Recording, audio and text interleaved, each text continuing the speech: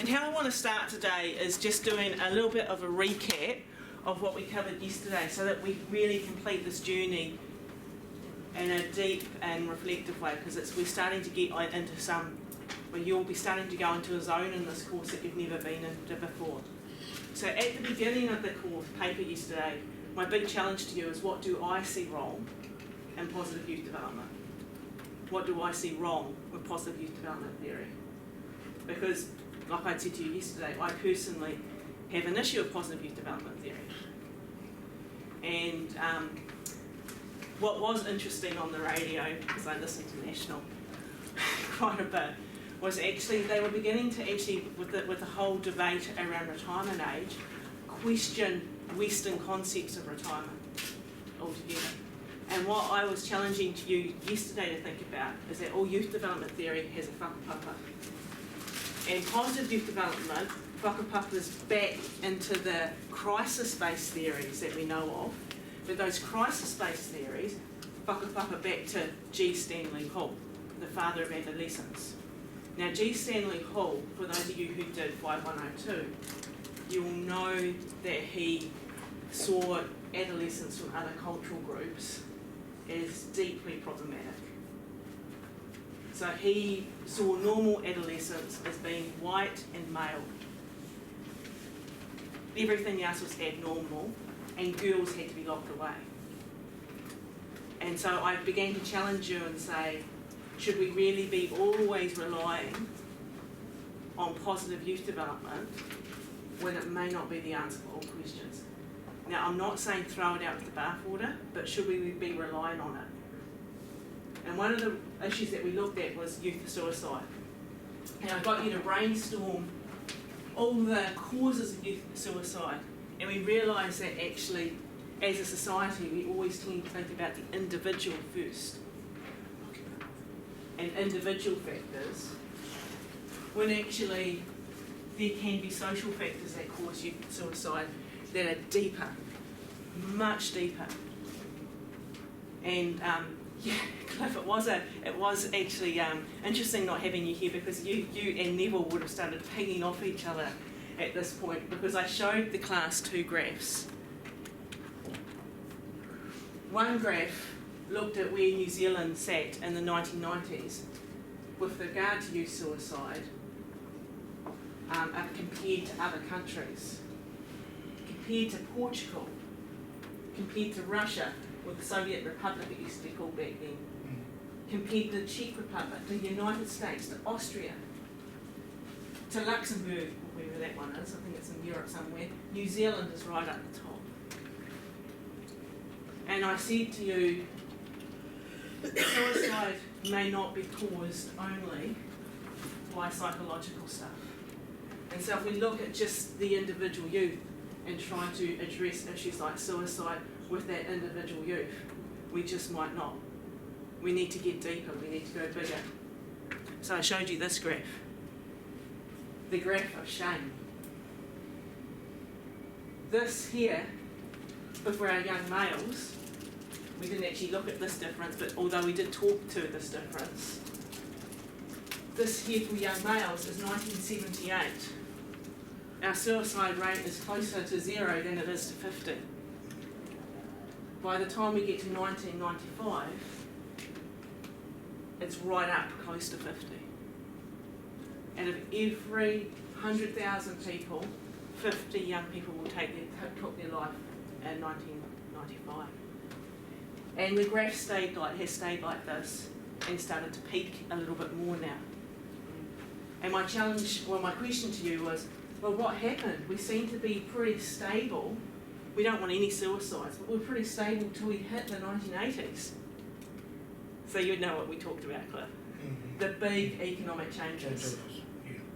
And one of the things to think about when it comes to the boys and the girls, and why the girls are sort of still plateauing and their increase is slight at this point, is actually, we did talk about yesterday too, about historically the expectation was young men and fathers would be in jobs. Yeah. And these young men no longer had jobs to go to. All our factories had closed. That's how a sociologist would look at things, and they'd start to say, what is actually happening? So then we went back to the beginning of youth development theory, to G. Stanley Hall, and I pointed out that another dude was writing at the same time. G. Stanley Hall said everything that was going on in society in the 1880s, which included suicide, was a result of things happening inside the young person. He's a psychologist. You fix it by fixing the individual. Emile Durkheim, who we consider to be one of the fathers of the functionalist school of psychology, of sociology, said it had to do with enemy and social strain. And what was that? It was a complete breakdown in certainty and a complete breakdown in social structures. A complete sense of hopelessness. And how societies he would talk about like a really stable, you think about this pre-colonisation here in New Zealand, a Marai-based community in the 1600s probably would have had close to zero suicide because everyone knows their place.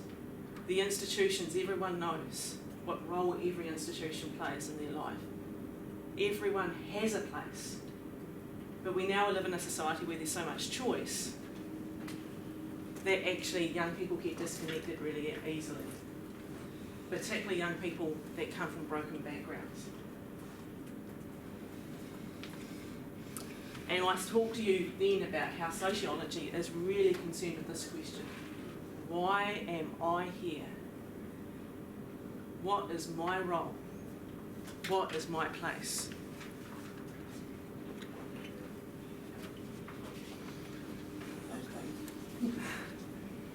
So in this course, we are really, actually, for those of you that are in, on Facebook, if you're in the ethics, the Code of Ethics group on Facebook, and anyone can join it, so you can ask to join it, you'll see that James asked a question about how do we work with broken young people, and Sarah, who teaches this course in Auckland, actually said, well, today we talked about scripts and labels and all these things, and maybe we need to start to actually question some of these. But sociological theories are really, like we talked about yesterday, really interested in how we define our different social groups and who's in them and what are the words that we use. Why is it, a sociologist would be really keen to know, is why is it that young people going to Otago University are scripted, labelled as young people who are on a journey into a job through an academic choice, so therefore should be given a second chance if they burn down a house, and young people in, I'll pick on my community, in Wainuiomata are scripted as losers and on the way to jail if they burn down a house in Wainuiomata. Why is it that one group is seen differently than another? And when I reflected on that at university, we used to talk about the Undie 500, which is a competition that they had between Canterbury University and Otago University, where the engineering students at Canterbury would take cars worth under $500 on a race down to Dunedin, and then they'd party all night and houses were burnt down. And one year, the same party happened in South Auckland, and the way that the media talked about those two groups was very different. Give the university students a second chance. Lock the South Auckland kids up. They're scripts and labels that get bandied around all the time. And sociologists, like we've talked about yesterday, are concerned with the structures that are in society and how they're broken or how they're actually fixed. And the power dynamics, who's got the power? Who at the end of the day is the man or the system? Sociologists want to change that and challenge that, and this course really, and we only cover the sociological theories for these this week and part of next week. This course is about giving you models and approaches that are sociological, that actually start to question the system rather than question the young person in the system. Sociologists would say that you can see these things happening in all societies. Some contemporary ones now will cut them out, will say there's no such thing as class differences. and I'd say there is such thing as class differences, even in New Zealand. I am born in a trailer trash community. And I used to be called trailer trash in Westport, because my mum was a solo mum in the state housing block. Gender differences, very interesting. Gosh, Fiona, you're such a nerd. Article on National this morning on the drive-in around how women will always tend to be given a lower pay than men, still. And they call this unconscious bias. You probably find that most New Zealanders, whether they be Māori, Pākehā, female, male, able-bodied, disabled, Christian, Muslim, whatever, atheist, you probably find that most New Zealanders would say we are not a country that is racist, we're not a country that is classist, we treat everyone the same. You'll find most people say that, but at the end of the day, that's not how it plays out. Sociologists are really keen with this term here, hegemony. Hegemony, I can never say it because, I can't read very well. But anyway, hegemony is when you've been sold a story and you believe it because you think it's true. It's like the Matrix movie, if you have seen that one, where Neo, the main character, he thinks he's in a world. You may recall yesterday I talked about Descartes, and Descartes saying, actually, I might not actually be who I think I are. So Neo actually thinks he walks streets like we do, he drives and goes in buses, he works in a computer company, and then he gets offered the red pill or the blue pill, and when he takes it he realises that he's only been fed a dream, and he believed it. If you really want to understand sociology, what you need to read and what you need to watch are the Hunger Games. Because in the Hunger Games at the beginning, all the different fractions have been set up and they've been all told what their purpose is, what their destiny is. See, this is all this structure stuff going on. But one fraction's got all the power. And that fraction has deceived all the other fractions. And they're all believing that what has been told is true. But it's not. So the hegemony is the story that we are sold, that we believe is true.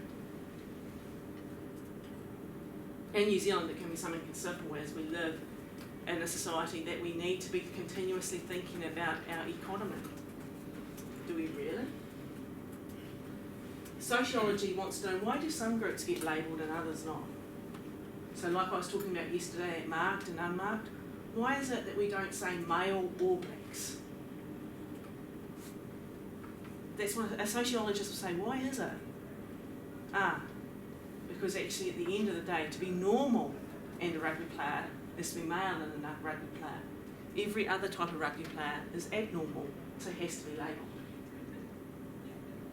So sociologists want to engage in what's called a sociological imagination. And it comes from a guy called Mills, and this is how he says it looks like. Mills defined the sociological imagination as a vivid awareness of the relationship between experience and wider society. So the young person as an individual with their own story and the story of wider society. It's the ability to be able to see things like suicide, teen pregnancy, risk-taking behaviours. It's the ability to see these things socially and how they influence and interact with each other. To have a sociological imagination, a person must be able to pull away from the situation and think from an alternative point of view. Maybe it's not the young person. Maybe there's something broken in our society. Right, so we've been through most of this, so we won't do that one here. The sociological imagination enables us to grasp history and biography and the relations between the two within society. Think back to that slide where we actually saw the trend of suicide. A sociologist wants to see these issues through history through the big picture, and then go what has happened in that society for that to occur. And they believe, a sociological imagination believes, if you're prepared to do this, not only is it a task, but is it a promise or something different in the future. If you're prepared to do all of your youth development practice, well 90% of it, even with your positive youth development tools, if you're prepared to go, right, how can I now get this bigger picture, look at things historically, look at the wider context of everything. You've done the task, but the promise is something different at the end. Does that all make sense? Ish. Yeah, so we're going to start to engage in it. I'm going to go into the next set of slides, but we're going to stop and do an activity once we get into those slides. So you've got, I can't keep you past those round clip.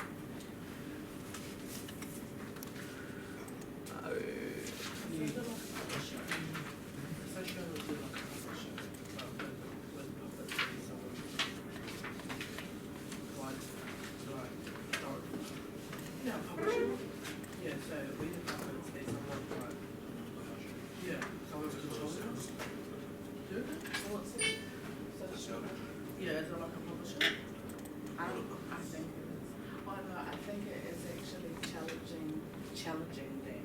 The publisher? Yeah. Oh. Okay, so it's more so like the space around the publisher, right? This.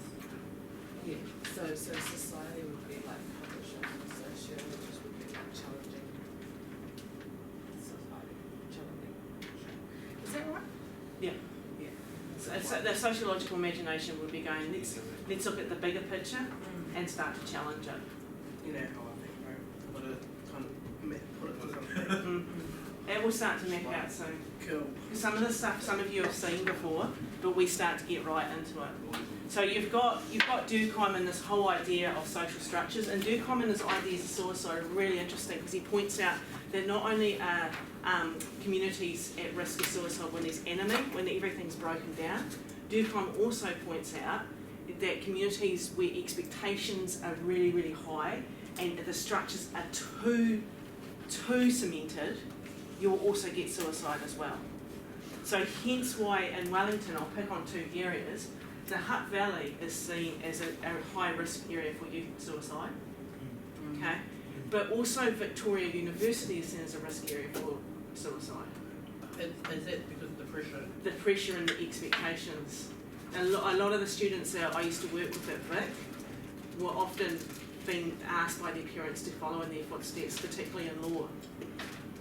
And the pressure of that, particularly that degree, the competition that only the top 20% can get through each year. So the pressure in that degree is so intense that sometimes it's best to jump off a cliff and complete the degree.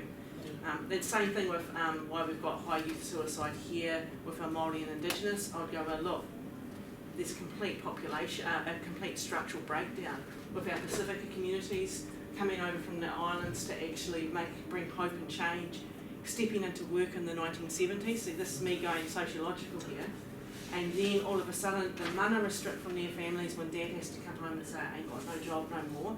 And then and the kids growing up are like, well, what's the future for us? There is no future here. I've worked with kids that are like, they will say it sort of like, even though they can't be technically born in Nainai, raised in Nainai, stay in Nainai. Yeah. There's nothing beyond that. They're trapped. So that would be a system where all the structures are broken down, and hopelessness sets in. And then in Japan, you've got a high suicide rate too, but that's a high shame society. If you shame your parents, Is it a bad thing though if you do go back to your original work? if your original, Like, if you, like, you know how you used to speak about, you know, like, you're born in the Hutt Valley, you're like born in Nainai, yeah, and live in Nainai, so you're basically gonna die in Nainai. Is it bad if you actually leave and then go back? leave and go back? No. It's the same thing with small town New Zealand. I wasn't born in Westport, but I was definitely raised in Westport. And my biggest desire would be to return to Westport. Yeah. There's just like some of the kids would say, from places like Wainoa or Pekon, where there were factories, there ain't no job in Westport for me. Yeah. So if I go back, I'm going back to a place that's got extreme unemployment and really high suicide. The suicide rate on the West Coast is one of the highest proportionately. The West Coast is one of the smallest regions in New Zealand, so you don't get to talk about it in the news media. But yeah, there's been like I've lost it. I've lost the first word of it. But the VAR project, which is really a powerful suicide prevention project, which actually does have a sociological understanding as well. They were actually asked to go directly to the West Coast. This is Pacifica group going to a region that the Pacifica population is very small, actually delivering training to actually help heal the communities there. So, that's cool. yeah. What's it called? Navarre.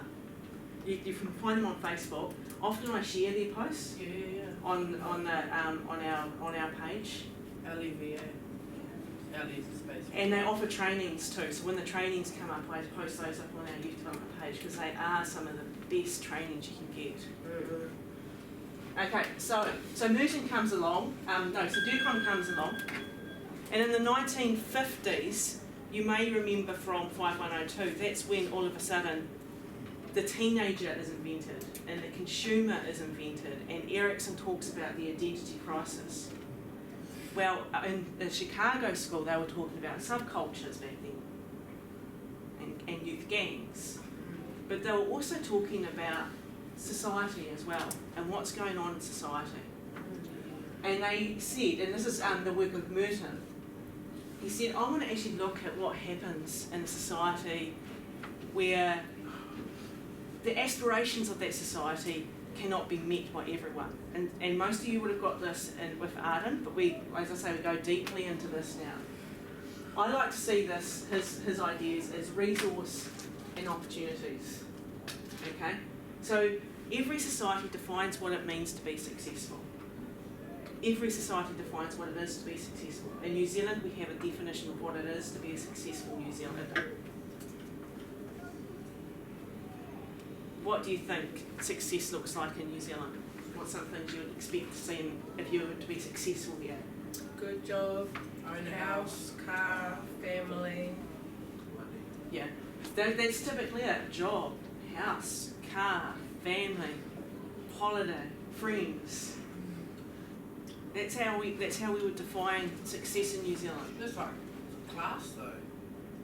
That's because you've gone into the sociological imagination straight away and gone, who's got the power? It's a class-based picture, yeah, and it shows how class is such a hidden bias in New Zealand. Okay, but say we'll take it. That's what class is put down. It's a hidden script that we have in New Zealand for what success is. Okay, Merton wants to know if everyone's got the resources and the opportunities to actually get there. And he would say that there would be a group in society who agree with those goals and actually do have the resources to get there. And that group is conforming. The hard workers. They're our Eastbourne people, our Kelvin people. So you can start to see that hidden script of class. There's a group who agree with those goals, but don't agree with the way you get to there and may not have the resources to get that way. That group tend to be people like, picking on my community because I can, the Wainui drug dealers who drive around in the big Holdens. They agree, they've got the car and all that, but the way they're getting there is very different because they may not have the resources available to get there. It's also, though, someone like the young girl that we were looking after now, looking after once, when no internet access at home, still wants to do well at school, goes to the library and uses the free internet after school. So innovation may not always be involving drugs and illegal means. Innovation can also be the person who embezzles a company, the white person picking on the white man who takes all the money from the company and runs. A different way of getting the goals. Ritualism is someone who doesn't really agree with the goals, but has the resources, knows how to play that game. That's someone who basically goes, I go to work because I have to, I don't really want to. Goes through the ritual of having to do things. Then there are people who don't really have access to the goals or don't believe in the goals and don't have the resources and opportunities to get to those goals. This, for Merton, is where suicide happens. I'll just give up. It's where self-harm happens, alcoholism, abuse. And then there's another group who go, that's why you've got negative and positive. Fuck these goals. We're going to create our own goals and we'll create our own means to get to those goals. They are the Christians who are meant to be living a Christian lifestyle, okay, and the gangs. True. Or any religious group that lives an alternative lifestyle and the gangs. It looks better when you see it this way. I accept the goal, I've got the means and resources to get there, I fit in this box. I reject the goal, but I accept the way that I have to get to somewhere, I'll just go through the motions. I accept the goal, but I don't have the means and resources to get there, or I don't want to use the means and resources to get there, I will create a complete alternative pathway there through drugs and alcohol, using the internet and a library.